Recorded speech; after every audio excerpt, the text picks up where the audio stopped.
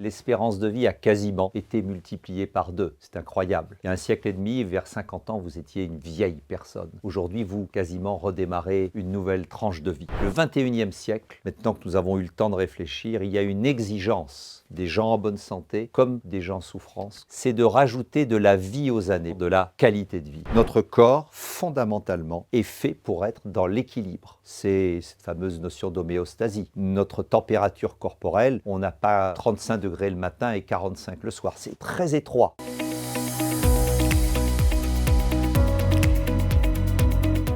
Bonjour, merci pour votre confiance. Nous nous retrouvons aujourd'hui pour cette troisième vidéo qui finalise le cycle d'introduction de Quelle médecine pour le 21e siècle avec le positionnement et l'importance des neurosciences appliquées.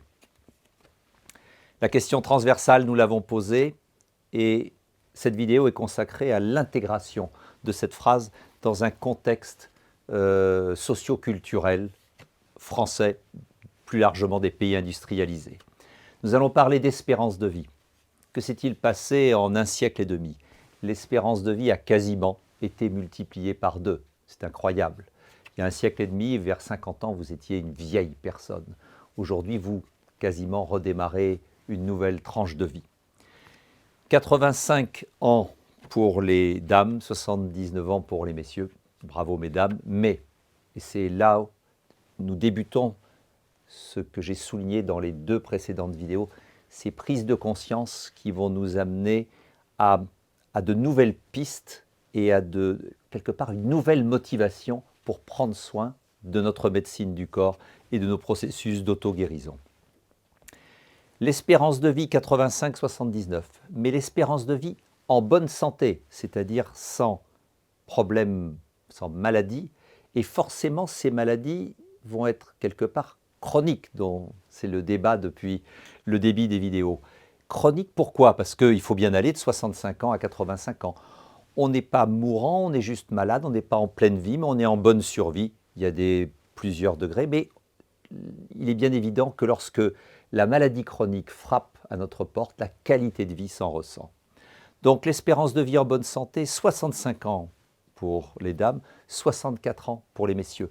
On voit que là, l'âge est quasiment le même. On résiste a priori moins bien aux maladies chroniques et les dames mieux, c'est une évidence parce que les femmes possèdent en elles un processus neurométabolique et hormonal, même si elles subissent de plein fouet parfois cette ménopause, eh bien, elles ont un processus qui a été là toute une vie pour créer la vie. Elles ont une puissance métabolique plus forte que les hommes. Pour aller de 65 ans à 85 ans, qu'est-ce qui se passe pendant une vingtaine d'années, quasiment pour les deux sexes? Eh bien, c'est là où il faut s'intéresser à la médecine du corps. Et c'est là où il faut s'intéresser à certaines prises de conscience qui vont nous permettre de devenir, nous l'avons déjà dit, actrices et acteurs de notre prévention et de notre accompagnement thérapeutique si besoin. Le XXe siècle s'est consacré au niveau technologique et au niveau médical dans l'idée de rajouter des années à la vie, Et le résultat est là. Le XXIe siècle, maintenant que nous avons eu le temps de réfléchir, il y a une exigence des gens en bonne santé comme des gens en souffrance, comme les patients. C'est de rajouter de la vie aux années, plus exactement de la qualité de vie. Au niveau de ce qu'on appelle la santé, le bien-être, et au niveau du sens, donner du sens à la vie, et c'est souvent lié à la joie. Quand il y a du sens, il y a de la joie. Ces trois mots, je les ai prononcés rapidement, mais finalement, ils ciblent l'essentiel de notre vie, la santé, le bien-être, qui à ce moment-là renvoie aussi à tout ce qui est moral, tout ce qui est sensation, et le sens. On vit pour quelque chose. Bien sûr, si nous avons des enfants puis des petits-enfants, le sens est bien là, mais c'est une notion plus globale, un sens avec toujours garder cette joie de vivre. Alors, doit-on continuer à envisager la santé, définie par la médecine des hommes, comme une absence de maladie? Ou redéfinir, c'est une proposition de tout l'espace des neurosciences, qui ne s'oppose pas, mais c'est pour donner plus de finesse, ou redéfinir la maladie comme l'absence de santé.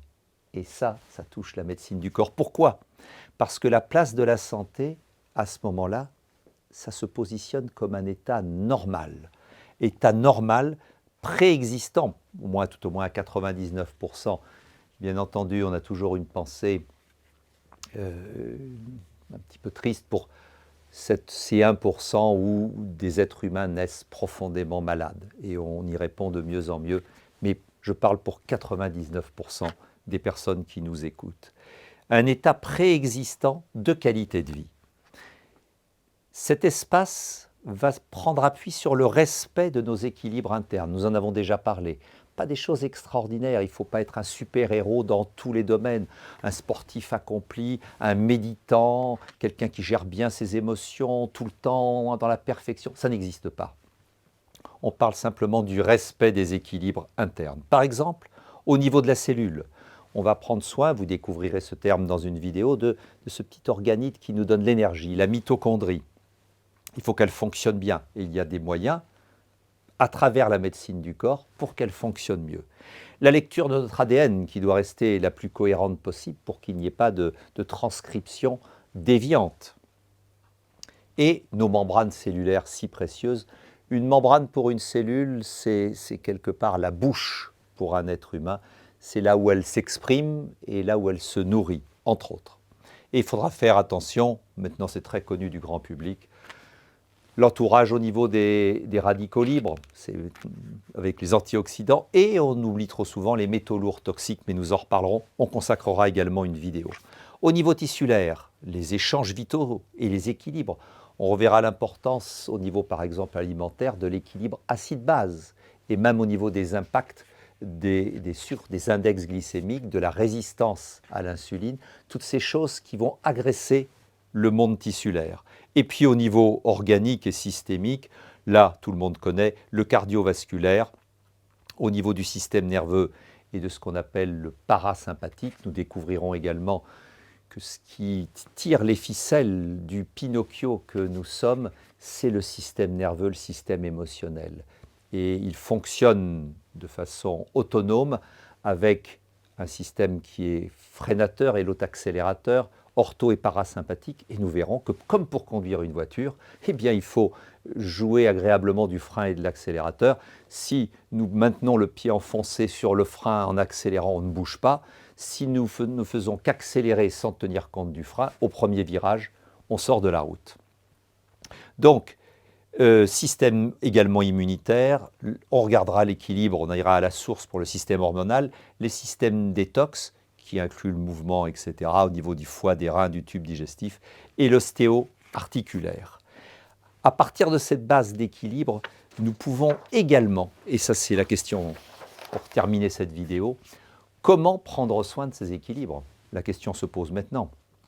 Nous voyons que pour cette médecine du corps, c'est la coordination des organes et les équilibres métaboliques qui sont importants.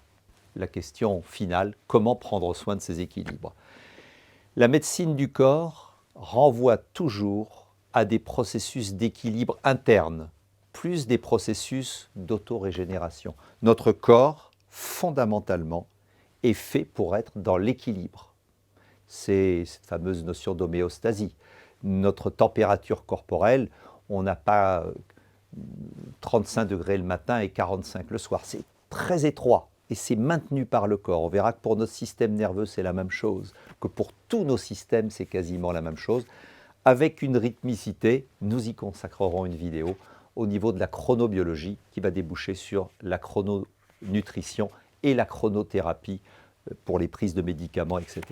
Donc, médecine du corps, processus d'équilibre interne plus processus d'autorégénération, ça donne justement une meilleure voie vers la prévention et la guérison. Replacer la prévention comme une priorité de santé publique. C'est déjà une réponse pour quelle médecine pour le XXIe siècle?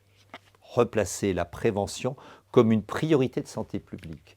Et que faut-il pour cela? Il faut de l'information. Il faut que les gens prennent conscience de certaines choses. La clé de la prévention, c'est une prise de conscience. Prendre conscience de ce qui se passe dans notre corps et à l'extérieur, de ce que nous propose aujourd'hui le commerce, par exemple, alimentaire, de l'air que l'on respire, de la façon dont on nous soigne. Tout cela est à prendre en considération, à respecter, puisqu'il y a une marge du progrès, mais en même temps certaines prises de conscience qui nous concernent directement dans la gestion de nos équilibres. Nous vous proposons donc 3 constats scientifiques fondamentaux, majeurs, 3 prises de conscience médico-sociales et nous verrons parfois malheureusement médico-commerciales, trop souvent oubliées, et lorsqu'il y a oubli, eh bien on oublie également les leçons de prévention qui vont avec, et nous allons commencer ce chemin de quelle médecine pour le XXIe siècle par ces 3 prises de conscience essentielles.